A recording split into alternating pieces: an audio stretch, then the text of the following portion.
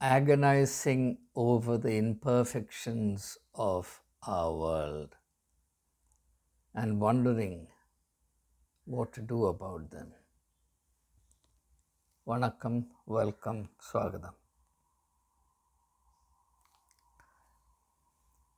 This is in continuation of an earlier video, more or less of the same title, The Heartbreaking Imperfections of Our World, how various manifestations of it prick us, sting us from time to time, and how many people feel helpless and sometimes find themselves on the edge of despair. So, this is a very deeply, poignantly human issue that we are discussing, and I seek your cooperation in doing justice to what is obviously a very difficult subject to handle. In this video, I am trying to develop further a seed of thought that was merely introduced in the previous attempt, the previous video, namely that we have to accept the fact that we live in an imperfect world, a world from which imperfection can never be excluded. Imperfection is inalienable from the world in which we have to live. Therefore, the only sensible thing is to develop the capacity to cope with these imperfections, these limitations, hindrances, obstacles, or if I may borrow a phrase from Shakespeare, the slings and arrows of outrageous fortune. Sometimes, as in the case of children born with deformities, the kind of agony that such a thing induces to the life of parents for a very, very long time, in many cases till they breathe their last. These are the agonizing realities of life. And rather than being sentimental about it or feeling incapacitated by it,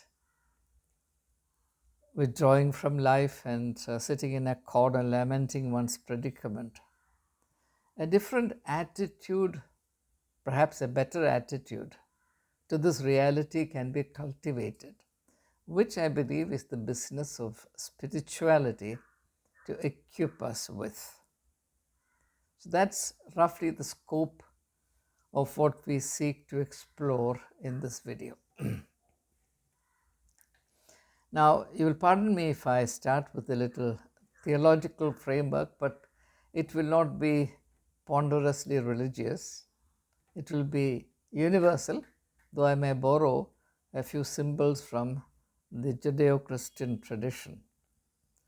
In that tradition, God is supposed to have created Adam out of the dust of the earth. Adam out of the dust of the earth, and then he breathes into his nostrils, and Adam becomes a living soul.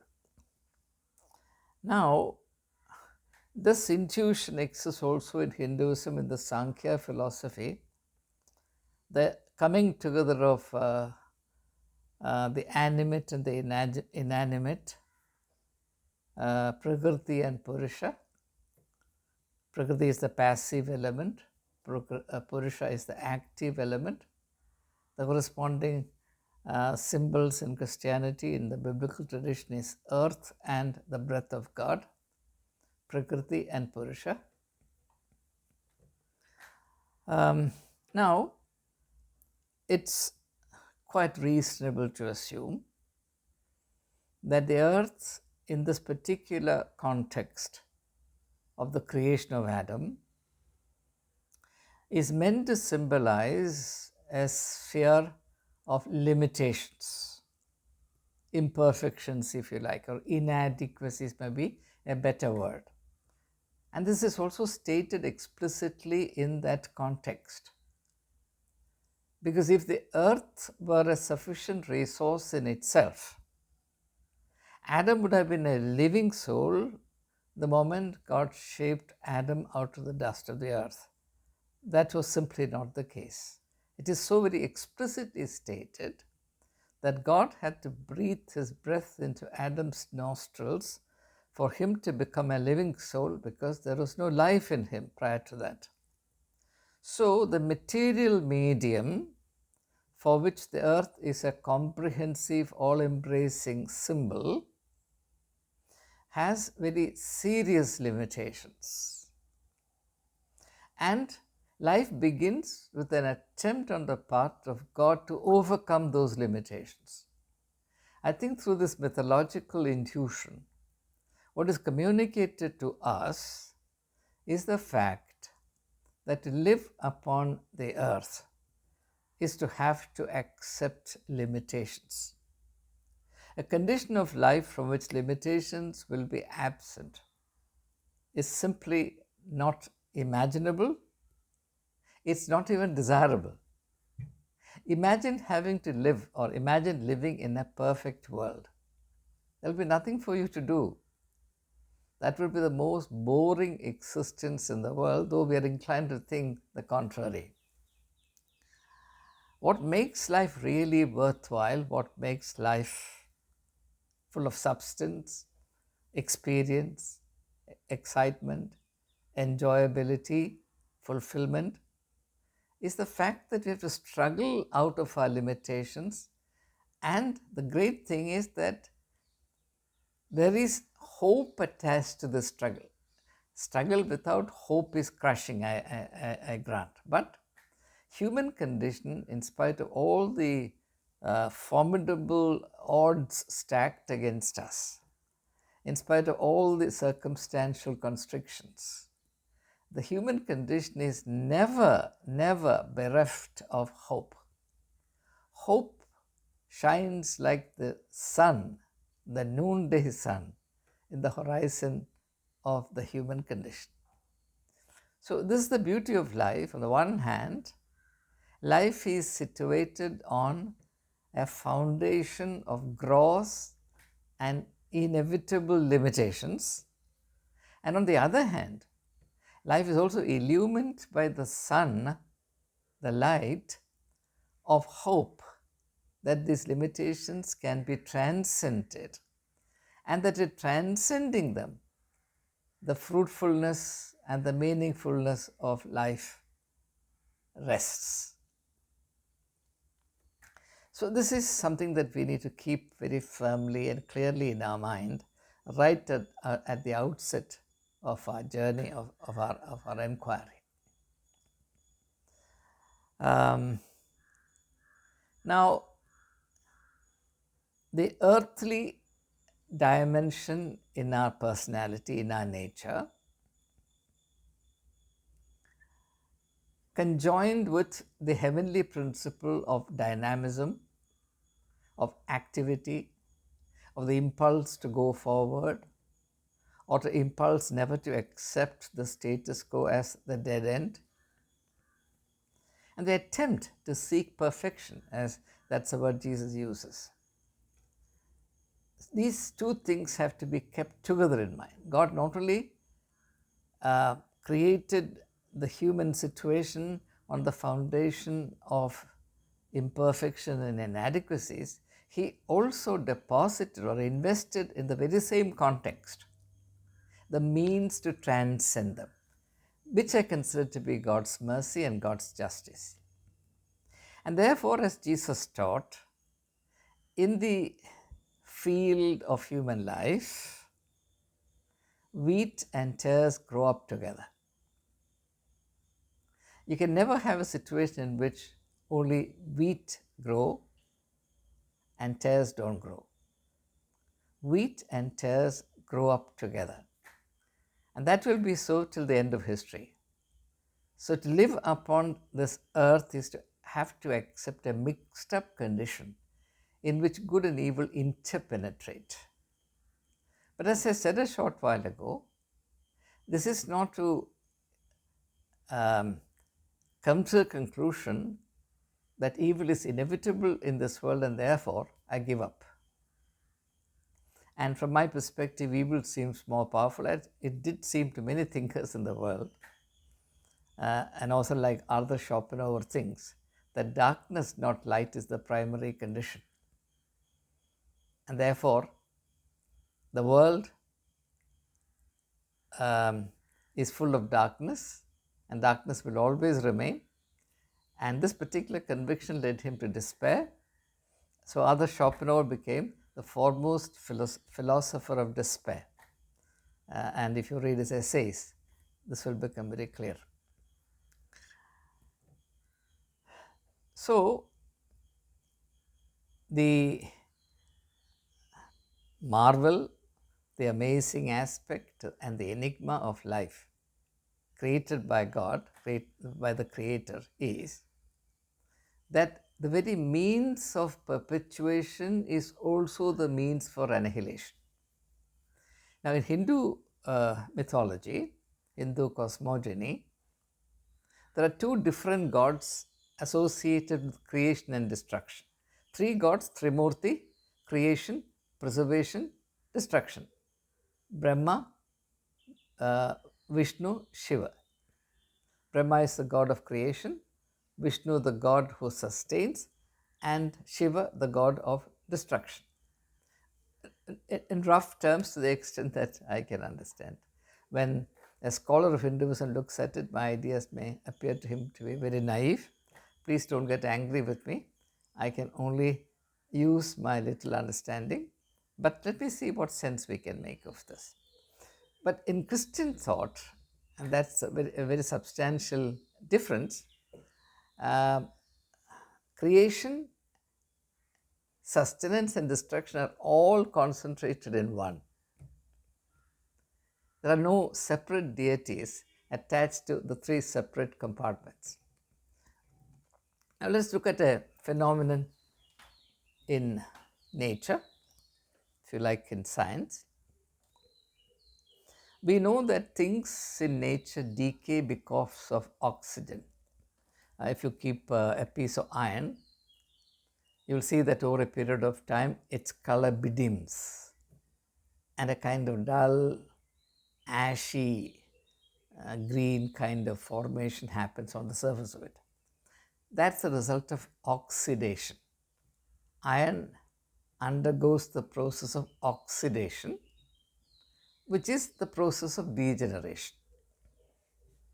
If you keep the same piece of iron in a vacuum sealed bottle or something, it will not undergo any change for 100 years, for hundreds of years.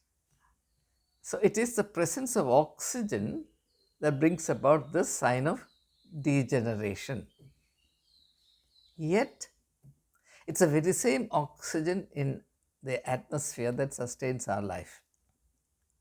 What happens when we breathe?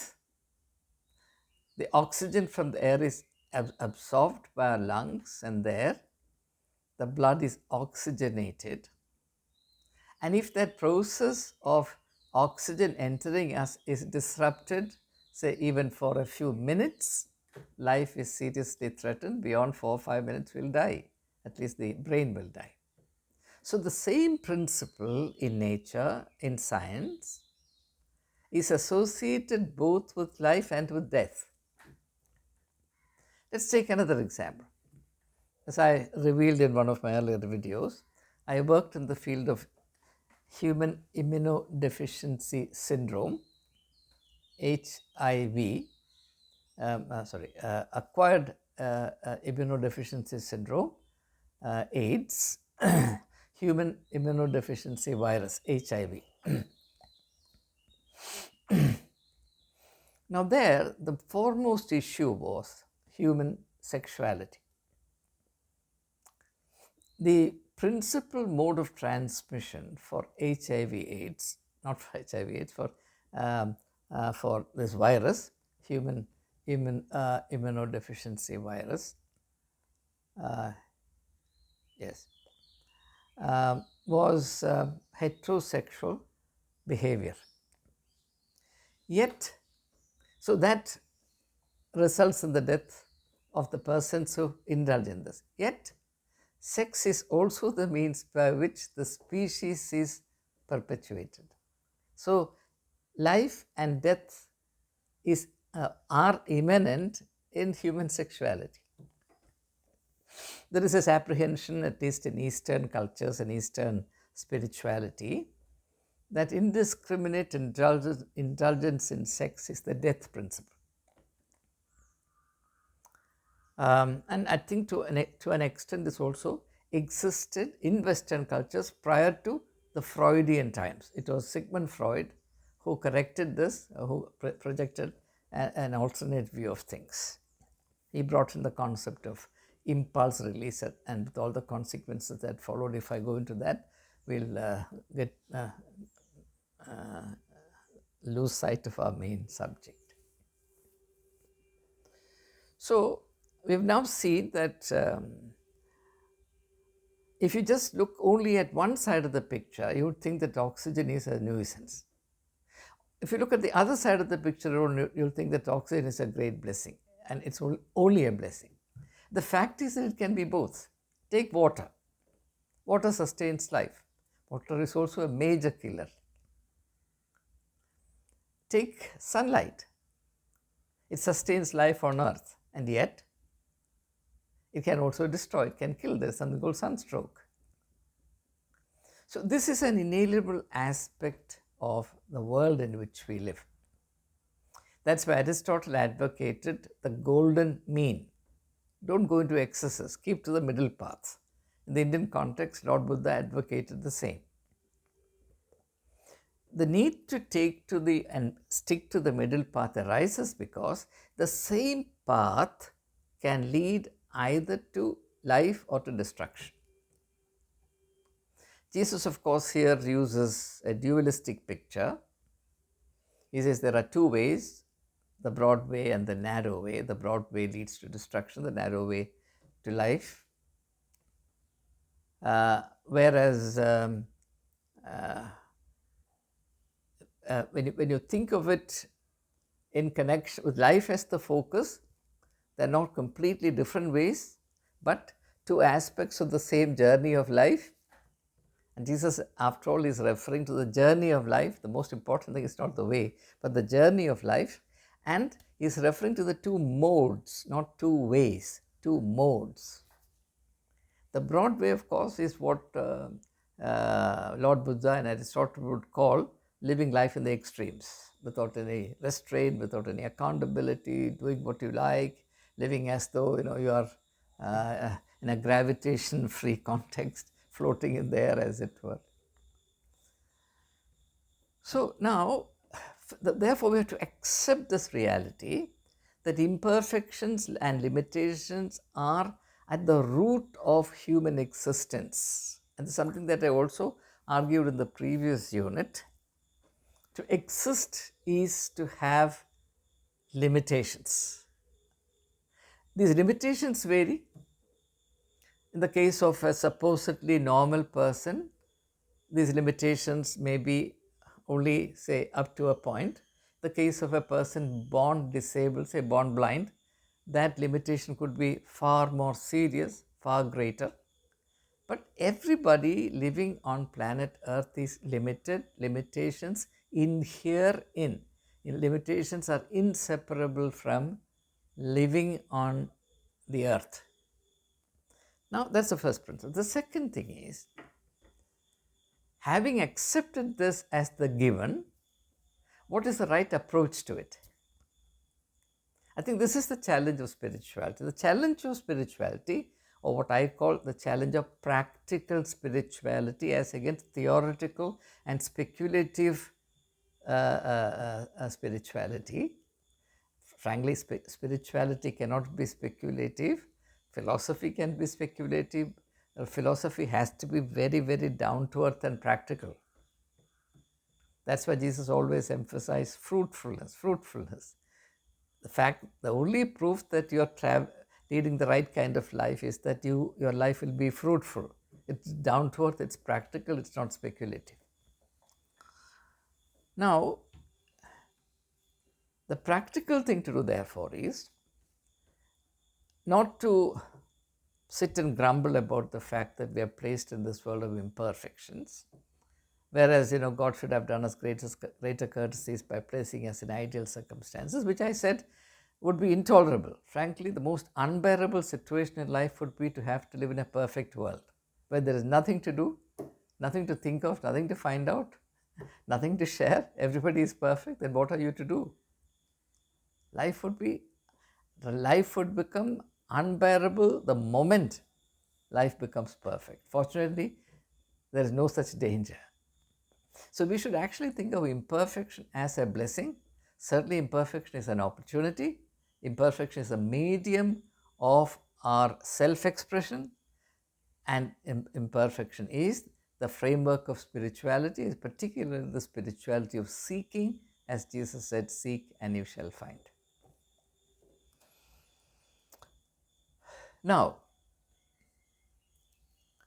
in this idea that the important thing is not to sit and lament over what is, what we will lose, or what is the danger is that we will become blind to what can be. Whereas spirituality is an invitation to keep both in balance. We have to be realistic about where we are.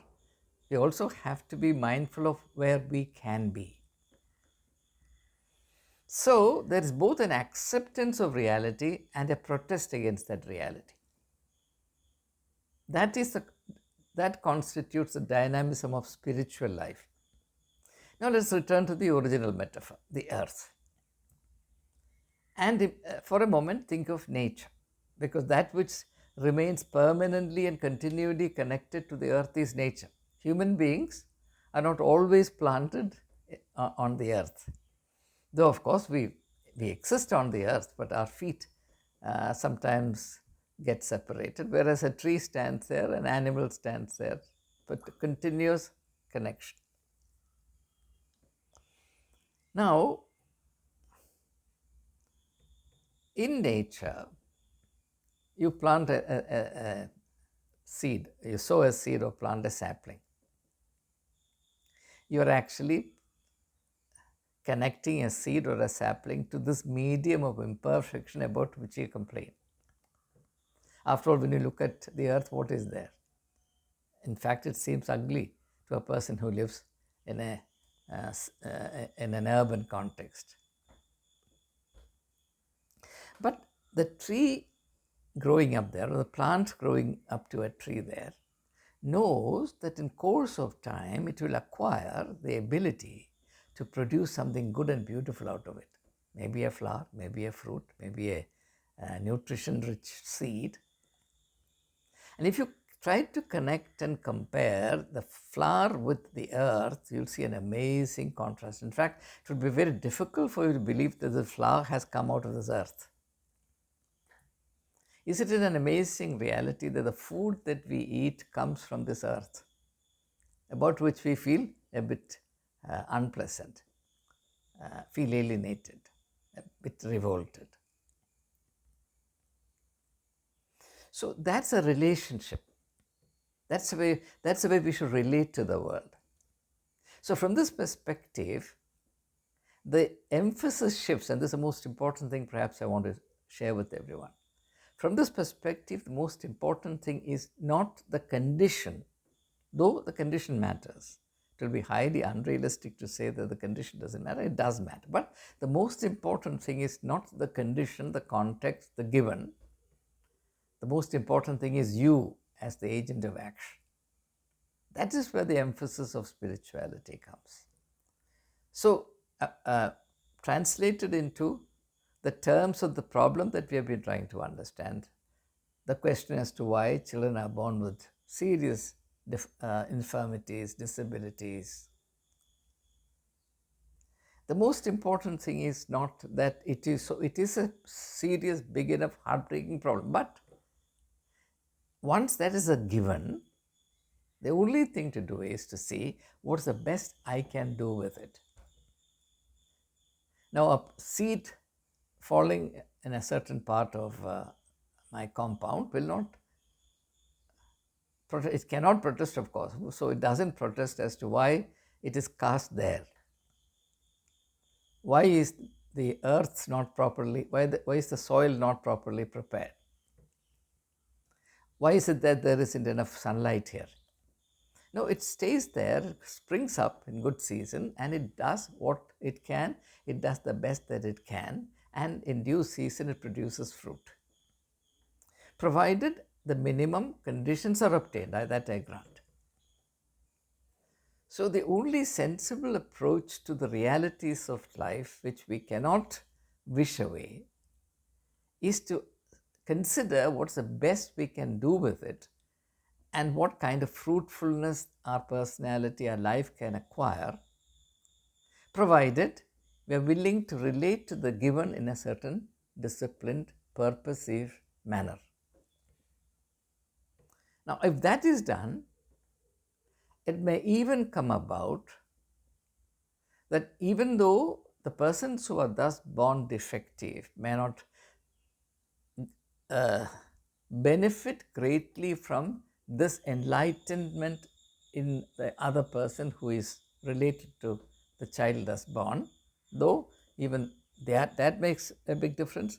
How a spiritually enlightened person takes care of a child born with disabilities is very different from how a worldly minded person takes care of the same child. There's no comparison between the two. So even the child benefits from this perspective. But the comfort, the consolation, the benefit is more to the person who otherwise feels burdened with this responsibility, whereas it can also pave the way to a lot of fulfillment. And I've seen individuals like that. I have a friend of mine who is a very distinguished surgeon and Christian Medical College fellow who is now retired. He had a child born with disability. And I used to be amazed. Amazed is not the word. How carefully, with what degree of devotion and what sense of gratitude to God he took care of his daughter. And as a person who stood and watched all this, my heart broke. But he never complained. I never heard him say one word of self-pity, grumbling against God, nothing of the sort. Whether he was putting up a brave face, I don't know. But you can't be acting what you don't feel within you for a long period of time. For 25 years, 30 years, you can't do that. Sometime he'll break down. I never saw him do that. I had a close association with him and the family, both the father and the mother. They're still my good friends. Not even once. And the quality of attention that child got. And I looked at the face of the child, it was always radiating happiness. So that it was really impossible to see that picture only in terms of disability, though the reality of disability could never be forgotten.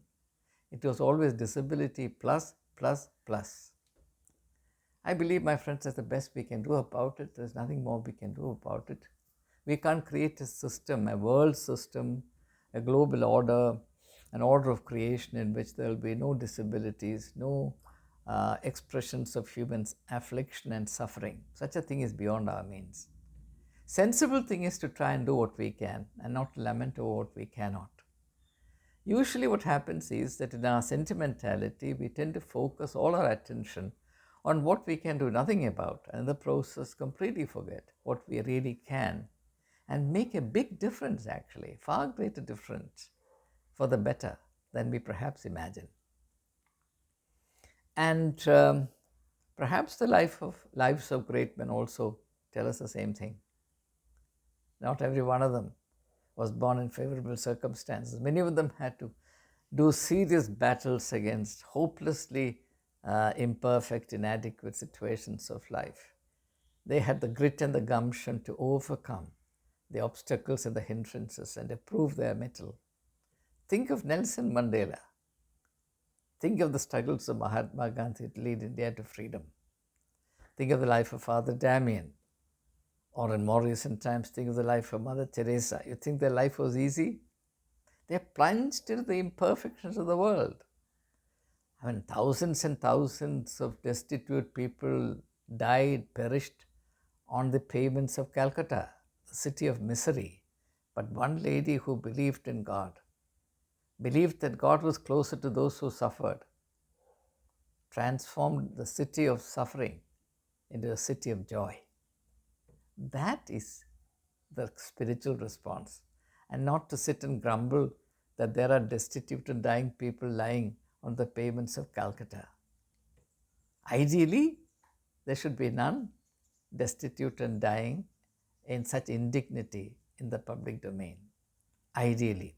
But we don't live in an ideal world. That's why in the previous video I said, the only spiritually viable option is not to sit and long for a perfect world, longing for the moon as in the old idiom. The only sensible, the only viable, the only practical thing to do is to consider the best that we can do under the circumstances, and to do it with one's almighty best, with one's heart and soul, with one's full passion. And in that process, you're sure to experience something far greater than human. That's called the grace of God. That's the meaning of Jesus' saying that my grace is sufficient for you. Behold, I am with you unto the end of the world. My grace is sufficient for you. In a world that is perfect, in a world completely free from all infirmities, there is no relevance to God's grace.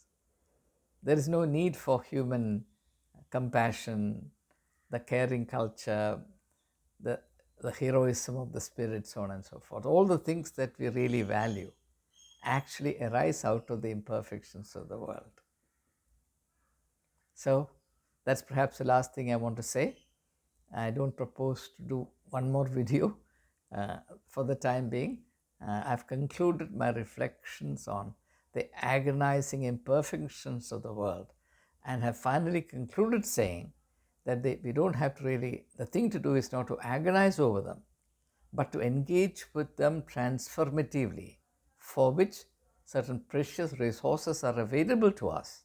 And it's up to us to make use of those resources and to make use of them to the fullest possible extent, in which case, as Mother Teresa proved, the very character of an entire metropolis, Calcutta, can be transformed.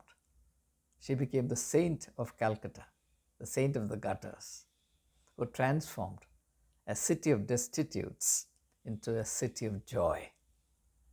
The famous book by the French authors Lapierre and Collins. Thank you. All the very best.